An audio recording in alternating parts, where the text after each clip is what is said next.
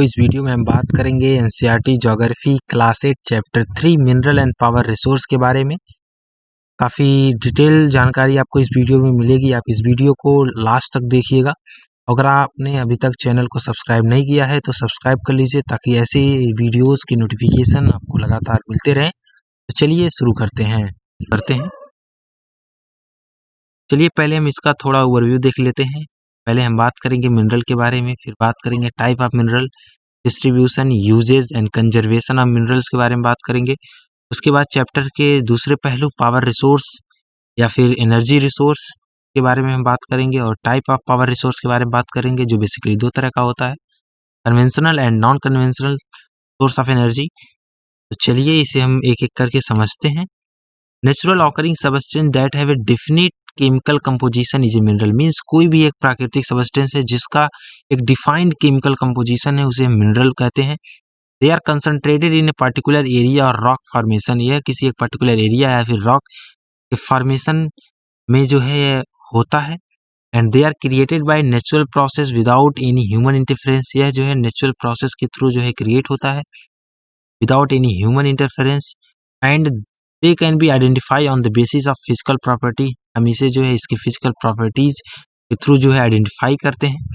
And next on the basis of composition mineral are classify into two parts. Means composition के basis पे हम mineral को दो part में क्लासिफाई कर सकते हैं, जिसमें पहला है मेटेलिक मिनरल और दूसरा है नॉन मेटेलिक मिनरल। और मेटेलिक मिनरल्स को हम दो पार्ट में डिवाइड कर सकते हैं, जिसमें पहला है फेरस एंड दूसरा है नॉन फेरस मिनरल। तो चलिए इसको हम एक डिफिनेशन के मेथड से जो है एग्जांपल के साथ समझते हैं।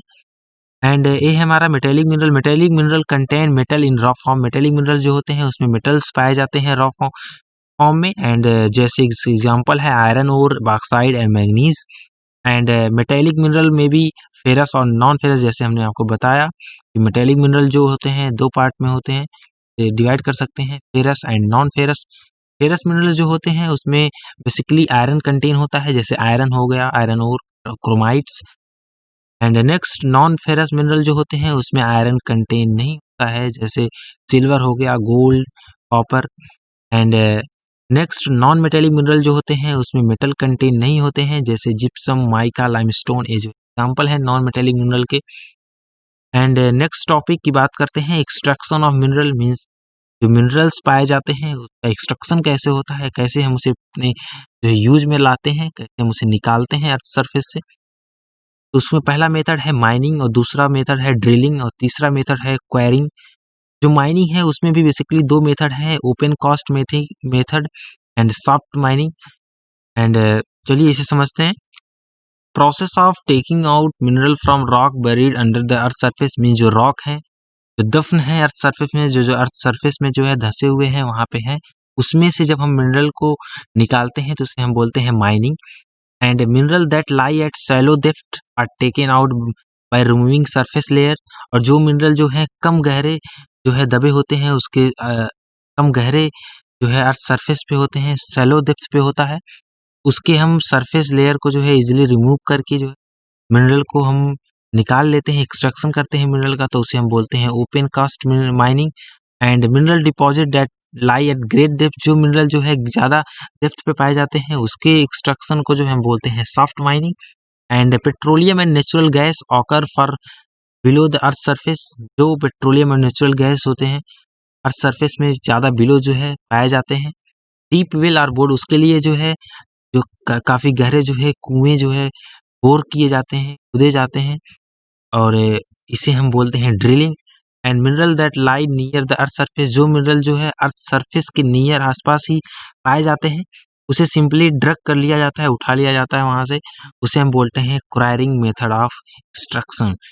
एंड नेक्स्ट बात करते हैं distribution of minerals in the world. Means जो वर्ल्ड है उसमें मिनरल का डिस्ट्रीब्यूशन कहाँ कैसा है, कहाँ प्रकार का डिस्ट्रीब्यूशन, कहाँ पे किस प्रकार का जो है मिनरल पाया जाता है, इसके बारे में हम बात करेंगे। Mineral occur in different type of rock. Mineral basically होता है कई प्रकार के रॉक में प्रकार का मिनरल पाया जाता है। Generally metallic mineral are found in igneous and metamorphic rock. जो मेटेलिक मिनरल्स होते हैं वो बेसिकली इग्नियस और मेटामॉर्फिक रॉक में पाए जाते हैं। एंड फॉर्म लार्ज प्लेट्यू, और यह जो है काफी लंबे प्लेट्यूज का पठार का निर्माण करते हैं। And sedimentary rock form of plain and young fold mountain, जो और सेडिमेंट्री रॉक होते हैं, एक प्लेन जो काफ़ी फर्टाइल होता है और यंग फोल्ड माउंटेन जैसे हिमालय जैसी पर्वत श्रृंखला का निर्माण करता है, जो नॉन मेटेलिक मिनरल वहाँ पे होते हैं, जैसे है लाइमस्टोन, बेसिकली एक नॉन मेटेलिक मिनरल है।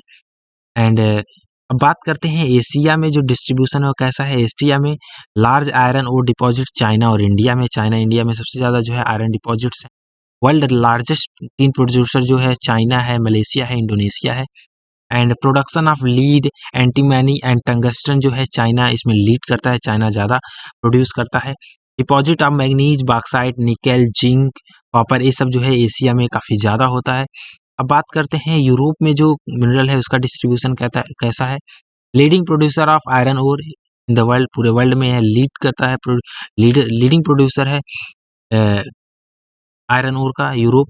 And countries with large deposit of iron, इसमें यूरोप में कई ऐसी कंट्रीज हैं जो आयरन ओर के लार्ज डिपॉजिट हैं, जैसे Russia, Ukraine, Sweden, France.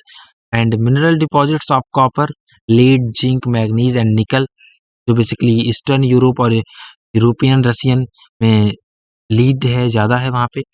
And बात करते हैं नॉर्थ अमेरिका में जो है डिस्ट्रीब्यूशन कैसा है। Mineral deposits in North America are located in 3 zone. जो मिनरल डिपॉजिट है नॉर्थ अमेरिका में बेसिकली 3 जोन में डिवाइड किया गया है, जिसमें पहला है Canadian region, north of Great Lake and Appalachian region and the mountain range of the west. Iron और nickel, gold, uranium, copper mine in the Canadian shield region में। एंड कोल जो है बेसिकली अपैलेचियन रीजन में है, vast deposit of जो copper है, zinc, gold, silver, lead, ये सब जो है वेस्टर्न कॉरिडोरस में बेसिकली प्रोड्यूस होता है डिस्ट्रीब्यूशन वहाँ। एंड अब बात करते हैं साउथ अमेरिका के डिस्ट्रीब्यूशन के बारे में।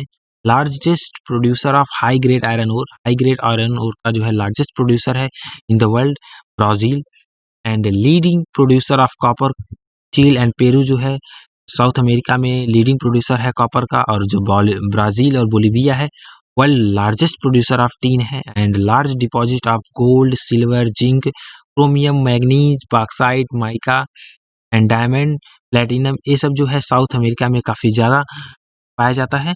एंड मिनरल ऑयल जो हैं वो basically Venezuela, Argentina, Chile and Peru and Colombia में काफ़ी ज़्यादा होता है।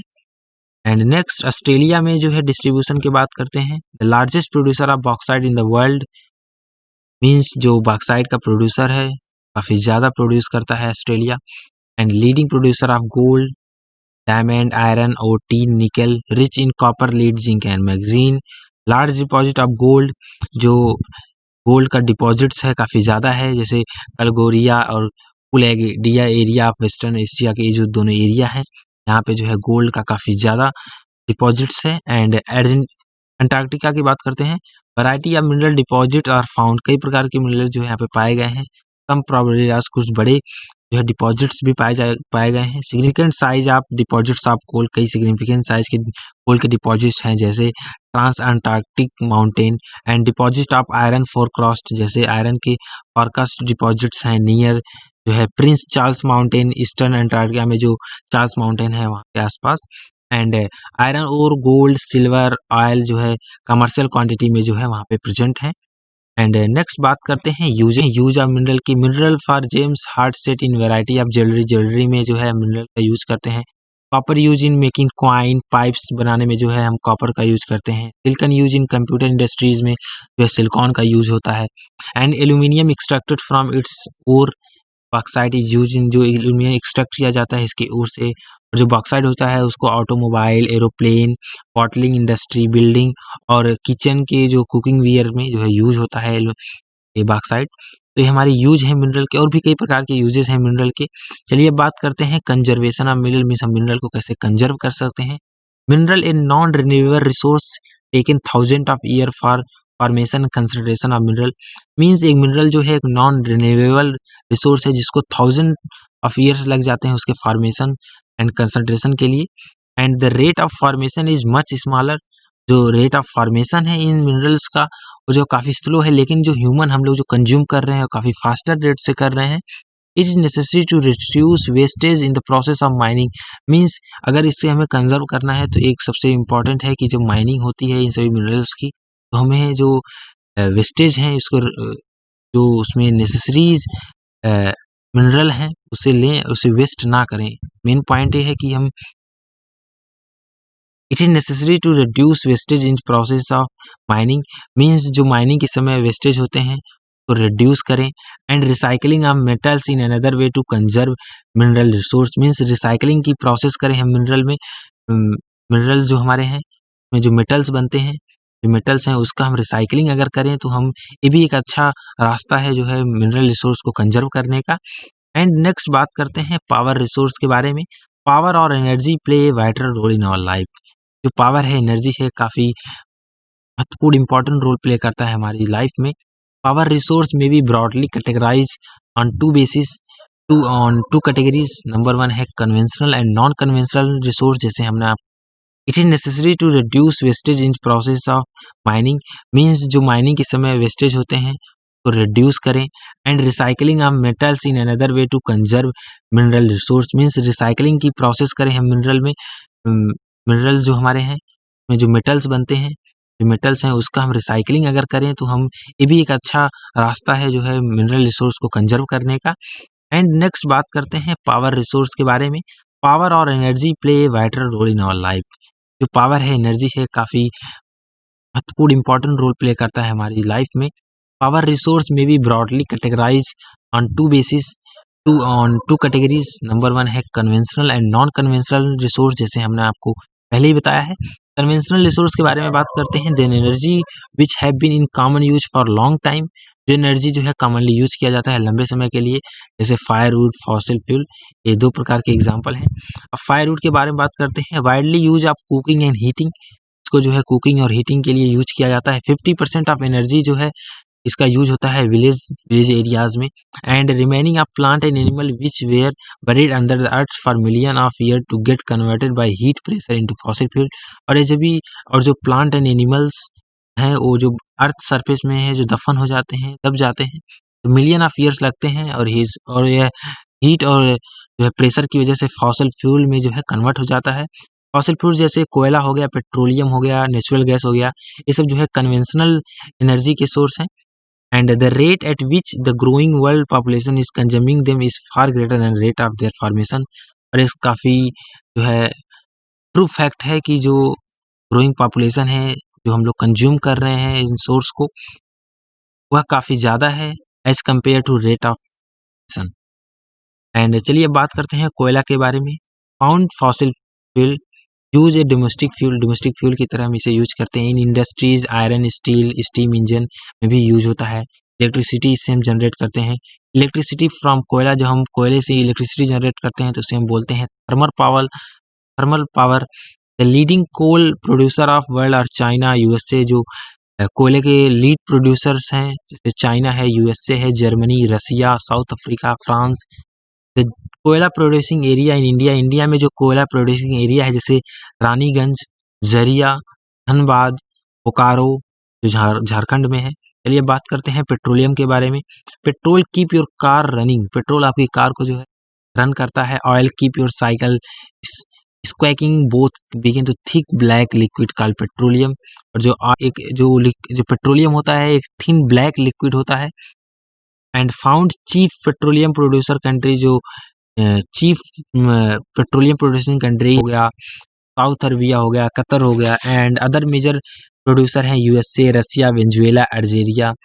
एंड लीडिंग प्रोड्यूसर इंडिया में जो है दिग्बोई असम में है, Bombay High in Mumbai and deltas of Krishna and Godavari river, ये जो है लीडिंग प्रोड्यूसर हैं इंडिया में पेट्रोलियम के।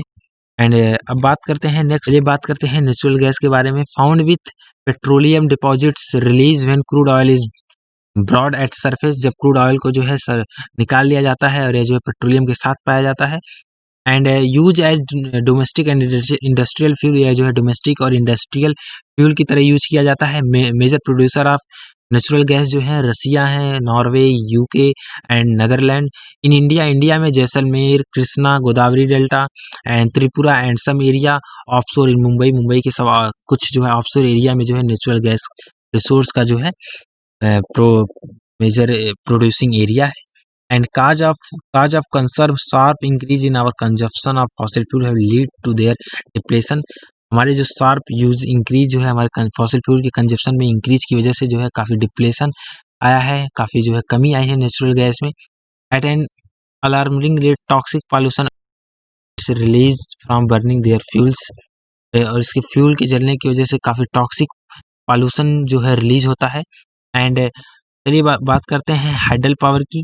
Rain water a river water stored in dam, जब हम किसी रेन वाटर को या फिर रिवर वाटर को जो डैम में स्टोर करते हैं और उसे एक पाइप के थ्रू जो है हम गिराते हैं, फॉल करते हैं, और वह पानी जो है एक जो है स्टीम पे गिरती है, एक टरबाइन पे गिरती है, टरबाइन ब्लेड्स पे गिरती है, और जो वो टरबाइन ब्लेड जो है मूव होता है तो वहाँ पे इलेक्ट्रिसिटी जनरेट होता है और इसे बोलते हैं hydro electricity. Water discharge after generation of electricity use for irrigation, और जो वाटर जो है टरबाइन से इलेक्ट्रिसिटी प्रोड्यूस होने के बाद जो है पास होता है वह इरिगेशन सिंचाई करने के लिए यूज हो जाता है। 1/4 of world electricity is produce by hydel power, means की दुनिया का जो है 1/4 जो इलेक्ट्रिसिटी है वो हाइडल पावर से जनरेट किया जाता है। Leading producer of hydel power in the world, पूरे वर्ल्ड में जो है हाइडल पावर का लीडिंग प्रोड्यूसर जो है Paraguay and Norway, Brazil, China ये है। और important hydel power station India में जो हाइडल पावर स्टेशन है and Bhakra Nangal and Gandhi Sagar, Nagarjuna Sagar and Damodar valley projects, ये जो हैं हमारे हाइडल पावर स्टेशन है इंडिया में। एंड नेक्स्ट बात करते हैं non conventional source of energy. Non conventional source of energy के बारे में बात करते हैं। Fossil fuel will get exhaust, fossil fuel जो है एग्जॉस्ट हो सकता है। And their use also cause environmental pollution, और इसके यूजेज जो है फॉसिल फ्यूल की इन्वायरमेंटल पॉल्यूशन क्रिएट करते हैं, पॉल्यूशन काफ़ी ज़्यादा हो जाता है। Therefore there is a need for using non conventional source, इसीलिए हमें जो है non conventional source of energy का यूज करना चाहिए, जिसमें आता है solar energy, wind energy, tide energy which is are renewable, जो कि रिन्यूएबल सोर्स ऑफ एनर्जी है। चलिए बात करते हैं विंड एनर्जी के बारे में। इनएग्जॉस्टिव सोर्स ऑफ एनर्जी, एक इनएग्जॉस्टिव सोर्स ऑफ एनर्जी है। Wind mills are use for grinding grain and lifting water. High speed wind means की जो विंड मिल है वह ग्राइंडिंग के लिए और वाटर लिफ्टिंग के लिए काफ़ी यूजफुल है। And high speed wind rotate, जो हाई स्पीड विंड है वह विंड मिल को जो है रोटेट करता है, जिसके थ्रू जो है इलेक्ट्रिसिटी जनरेट होता है। Wind farms are found in, wind farm जो है नेदरलैंड में पाया जाता है, Germany, Denmark, UK, USA and Spain. Mean जो प्लेन एरिया है जहाँ पे डिजर्ट एरिया में बेसिकली हम विंड एनर्जी जो है प्रोड्यूस कर सकते हैं।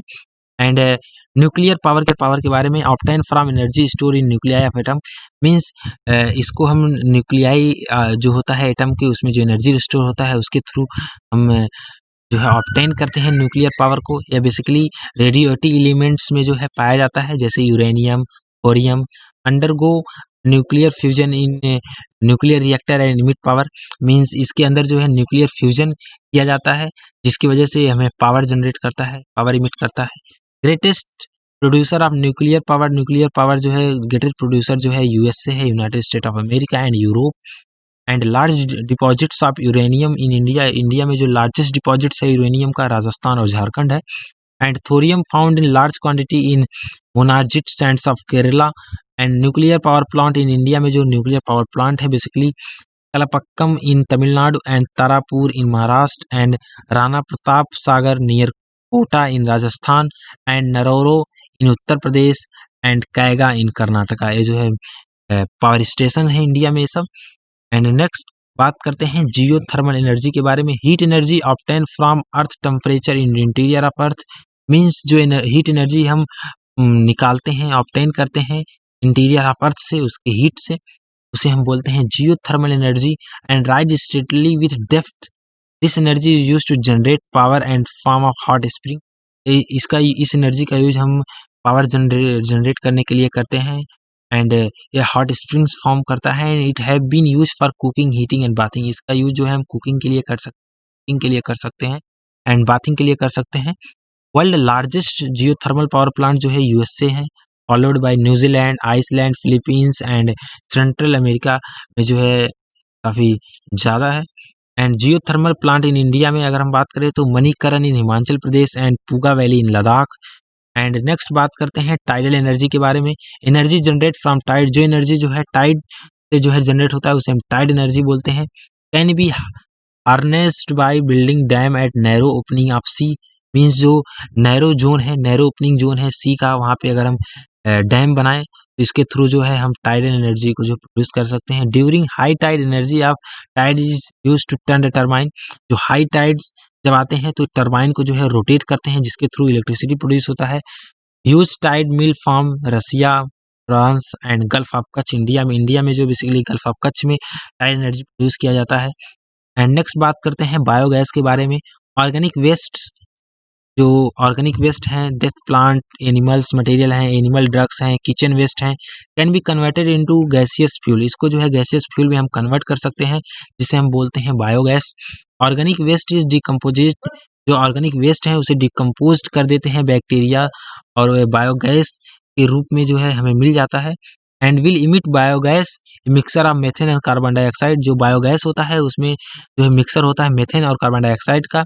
And is an extended fuel for cooking lighting, और जो एक फ्यूल की तरह काम कर सकता है कुकिंग के लिए, लाइटनिंग के लिए। और huge amount of organic manure, और जो है फर्टिलाइजर मेन्योर जो होता है आप एग्रीकल्चर में यूज कर सकते हैं उसको। And harnessing the energy is both difficult and very costly, ये इस प्रकार का एनर्जी प्रोड्यूस करना मीन्स बायोगैस प्रोड्यूस करना काफ़ी डिफिकल्ट भी और कॉस्टली भी होता है।